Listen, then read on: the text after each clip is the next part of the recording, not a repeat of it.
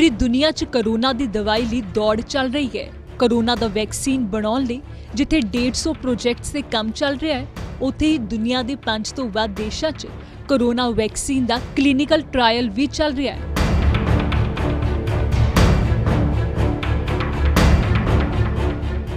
पर इधर भारत च कोरोनिल नूं लैके दंगल मच गया। दरअसल योग गुरु रामदेव ने दावा किया कि उन्हां दे पतंजलि संस्थान ने कोरोना का 100% इलाज करन वाली दवाई खोज लई। ये दवाई लॉन्च हुंदे ही विवादां च घिर गई ते हुण इस ते विवाद वधदा ही जा रहा है। अज रामदेव ने सफाई भी दी क्योंकि आयुष मंत्रालय ने कहा है कि क्योर शब्द ना लिखो, जिसनूं रामदेव मनण लई राजी हो गए, पर नाल ये भी कह रहे हैं कि मेरे ते ही सब नूं इतराज हुंदा है।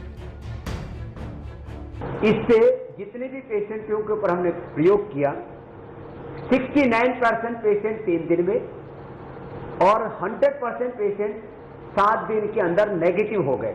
आज भी मंत्रालय नेगेटिव बोलो, मैनेजमेंट बोलो, वो पेशेंट ठीक हो रहे हैं, अच्छे हो रहे हैं बोलो, क्योर शब्द जो है ना, ये मेडिकल टर्मिनोलॉजी है, उसके अंदर अब इतना बड़ा ये सब पूरा कार्यक्रम हुआ है 7 दिनों में, तो एक आधे शब्द की मर्यादा रखनी है तो मर्यादा रख रहे हैं। हमें रामदेव हर दिन टारगेट पे आते हैं। मैं यदि बोलता हूं ना तो बड़ी बड़ी जो साम्राज्यवादी ताकतें उनकी चूलें हिलती हैं, जड़ें हिलती हैं। क्यों?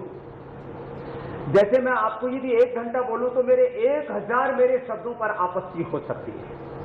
मैं कहता हूं ईस्ट इंडिया कंपनी से लेकर के वर्तमान तक जितने भी ये एमएनसीज हैं, इन्होंने 1000 लाख करोड़ रुपए की प्रत्यक्ष परोक्ष लूट की है।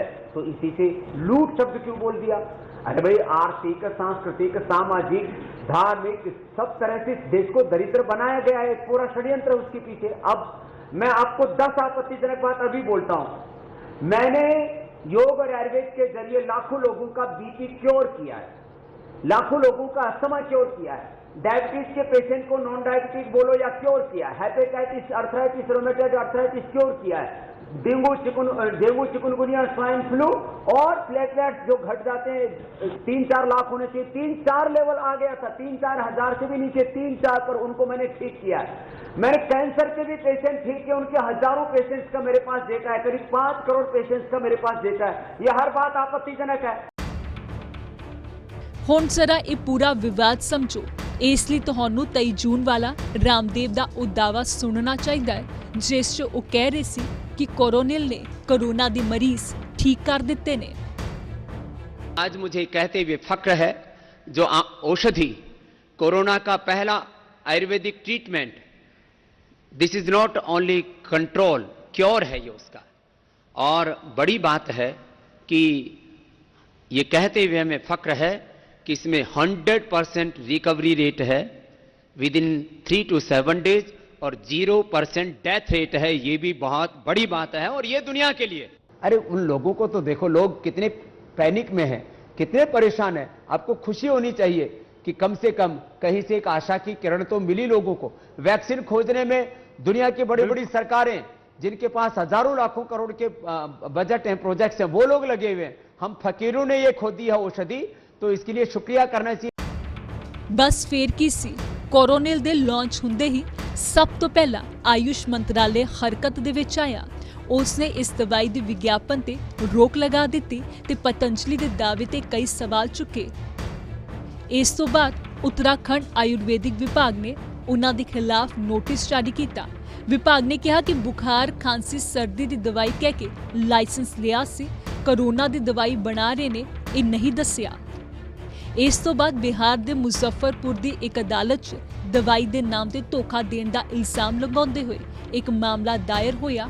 उधर राजस्थान ते महाराष्ट्र सरकार ने कोरोनिल दवाई की विक्री ते रोक लगा दी।